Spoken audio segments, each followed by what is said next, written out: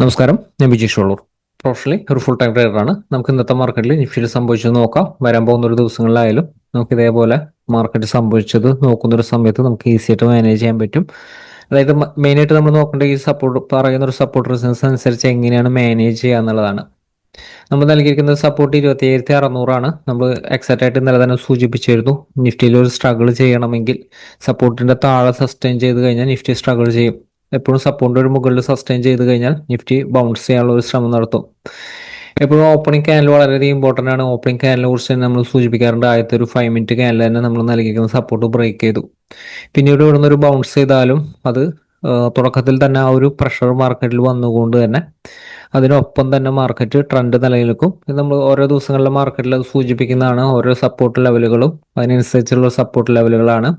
അപ്പം അതിനുശേഷം 27,600 താഴെ സസ്റ്റെയിൻ ചെയ്തപ്പോൾ വീക്ക്നെസ് ആയിരുന്നു. പ്രോഫിറ്റ് ബുക്കിന്റെ ഒരു പ്രഷറായിരുന്നു മാർക്കറ്റിൽ. സപ്പോർട്ടിന്റെ അടുത്ത് നിന്ന് 525 നമ്മൾ സപ്പോർട്ട് നൽകിയിരുന്നത്. 530 അടുത്ത് തന്നെ ആ ഒരു ബൗൺസ് ചെയ്യാനുള്ള ശ്രമം നടത്തിയെങ്കിലും തുടക്കത്തിൽ ആ ഒരു ഫാള് വന്നതിന്റെ ആ ഒരു പ്രഷർ മാർക്കറ്റിൽ നിലനിൽക്കുന്നുണ്ടായിരുന്നു.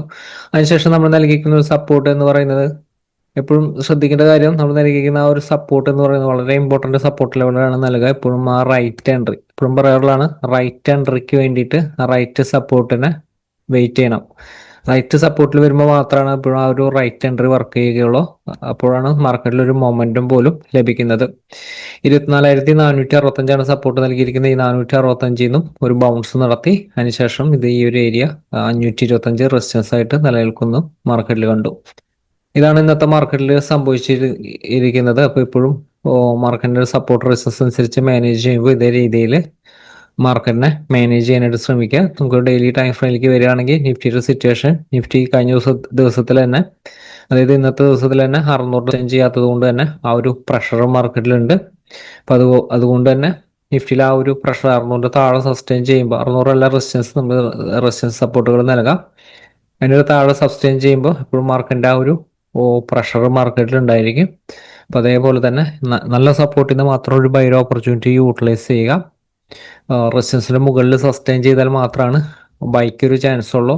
ഇപ്പോഴത്തെ ഒരു മൊമെന്റം സ്റ്റിൽ പോസിറ്റീവ് ആണ്. പക്ഷെ എന്നിരുന്നാലും നല്ലൊരു സപ്പോർട്ടിൽ നിന്നായിരിക്കും ആ ഒരു ബൗൺസ് വരുന്നത്. അപ്പോൾ ഏതൊരു സപ്പോർട്ടിൽ നിന്നാണ് ആ ഒരു ബൗൺസ് വരാൻ സാധ്യത എന്നുള്ളത് നമുക്ക് വരാൻ പോകുന്നൊരു ദിവസങ്ങളിൽ നോക്കാം. അപ്പോൾ വരാൻ പോകുന്നൊരു ദിവസങ്ങളിലായാലും നിഫ്റ്റിനെ മാനേജ് ചെയ്യാനുള്ള റൈറ്റ് സപ്പോർട്ട് ഏതാണ്, റൈറ്റ് റെസിസ്റ്റൻസ് ഏതാണ്. Long term trend still positive ആണ്. ഇപ്പോഴും ലോവർ ലെവലിലേക്ക് 27,200 അടുത്ത് തന്നെയാണ് ലോവർ ലെവലിൽ സ്ട്രോങ് ആയിട്ടുള്ള ഒരു സപ്പോർട്ട് കാണുന്നത്. ഈ ഒരു ലെവലാണ് ട്രെൻഡ് റിവേഴ്സൽ ഏരിയ ആയിട്ട് കാണുന്നത്. മാർക്കറ്റിന്റെ ഒരു മൊമെന്റം കഴിഞ്ഞ ദിവസങ്ങളിൽ സൂചിപ്പിച്ചായിരുന്നു. ഇതേപോലെ ഒരു കൺസോൾട്ടേഷൻ ട്രെൻഡ് അല്ലത്. ഇത് വളരെ സഡൻ ആയിട്ട് കേസ് റിവേഴ്സ് ആയി കഴിഞ്ഞാൽ വളരെ സഡൻ ആയിട്ട് ക്വിക്കായിട്ട് ഫാൾ മാർക്കറ്റിൽ വരും. അതുപോലെ തന്നെ ചില സിറ്റുവേഷനിൽ സപ്പോർട്ട് മാറും, ട്രെൻഡ് റിവേഴ്സൽ സപ്പോർട്ട് മാറും. ഓരോ ദിവസം ഒരു മാർക്കറ്റിന്റെ ക്ലോസിംഗ് അനുസരിച്ചാണ് നമ്മൾ ഓരോ സപ്പോർട്ടും റെസിസ്റ്റൻസ് ലെവലുകൾ നൽകുന്നത്. വരാൻ പോകുന്ന ഒരു ദിവസങ്ങളിൽ ഏതാണ് റൈറ്റ് സപ്പോർട്ട്, റൈറ്റ് റെസിസ്റ്റൻസ് എന്ന് നമുക്ക് നോക്കാം.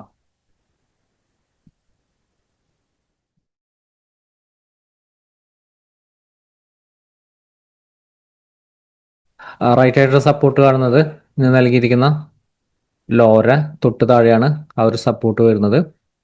27,468, 25,465 എടുത്താൽ മതി. പ്രത്യേകം ശ്രദ്ധിക്കുക, 465 സപ്പോർട്ടായിട്ട് എടുത്തിരിക്കുന്നത്. നിഫ്റ്റി ഇൻ കേസ് ഓപ്പൺ ചെയ്യുന്നത് ഗ്യാപ് ഡൗൺ ഓപ്പണിംഗ് ആണ്. 27,465 താഴെയാണെങ്കിൽ stop loss 485 stop loss place ചെയ്തുകൊണ്ട് 25,485 സ്റ്റോപ്പ് ലോസ് പ്ലേസ് ചെയ്തുകൊണ്ട് ഷോർട്ട്സ് ആൻഡ് ഓപ്പർച്യൂണിറ്റിക്ക് കൂടുതൽ ഇമ്പോർട്ടൻറ്റ് നൽകാം.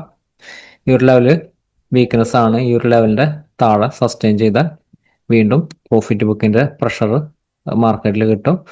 നല്ല സപ്പോർട്ട് കാണുന്നത് കുറച്ച് ലോവർ ലെവലാണ്. അതുകൊണ്ട് തന്നെ ഈ ഒരു ലെവലിൽ കുറച്ചധികം സ്പേസ് കാണുന്നുണ്ട്.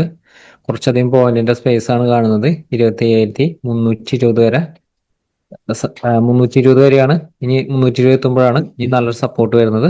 320 ശേഷം 266, 25,266 ഇതാണ് ലോവർ ലെവലെ നല്ല സപ്പോർട്ട് റേഞ്ച് വരുന്നത്. 27,610, 27,610 താഴെ നിലനിൽക്കുമ്പോൾ തന്നെ വീക്ക്നെസ് ആണ്. പ്രത്യേകം ശ്രദ്ധിക്കുക. In case gap up opening ആയിരുന്നാലും 25,610 താഴെ നിഫ്റ്റി സസ്റ്റെയിൻ ചെയ്താൽ പ്രോഫിറ്റ് ബുക്കിനുള്ള ഒരു പ്രഷർ ആയിരിക്കും മാർക്കറ്റിൽ കാണുന്നത്.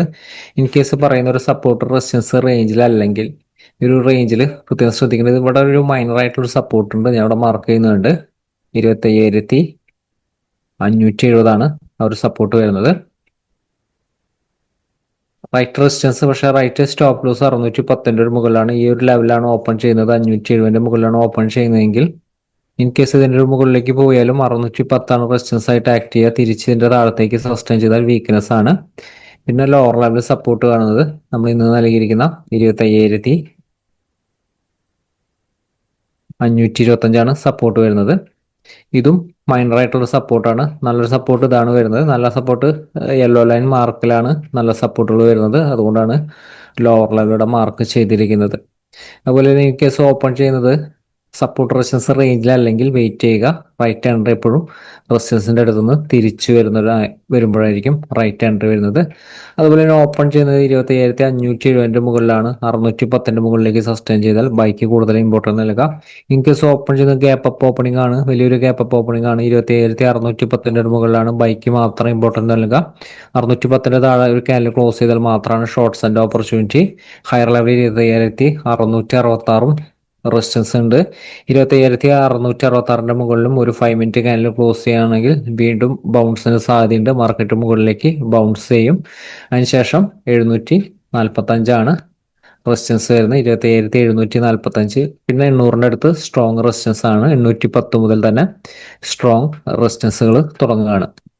അപ്പോൾ നിഫ്റ്റി ആയാലും വരും ദിവസങ്ങളിൽ ഏതൊരു ലെവലാണോ ഓപ്പൺ ചെയ്യുന്നത് അതനുസരിച്ച് എപ്പോഴും പ്ലാൻ ചെയ്യുക. സപ്പോർട്ട് റെസിസ്റ്റൻസ് റേഞ്ചിൽ അല്ലെങ്കിൽ സപ്പോർട്ട് റെസിസ്റ്റൻസ് റേഞ്ചിന്റെ അടുത്ത് നിന്നുള്ള റൈറ്റ് എൻട്രിക്ക് ആയിട്ട് വെയിറ്റ് ചെയ്യുക. മാർക്കറ്റിലെ വലിയ ഓപ്പർച്യൂണിറ്റി ആയിട്ട് നമുക്ക് ഒരു ദിവസങ്ങളിലെ അപ്ഡേറ്റിൽ വീണ്ടും കാണാം. താങ്ക്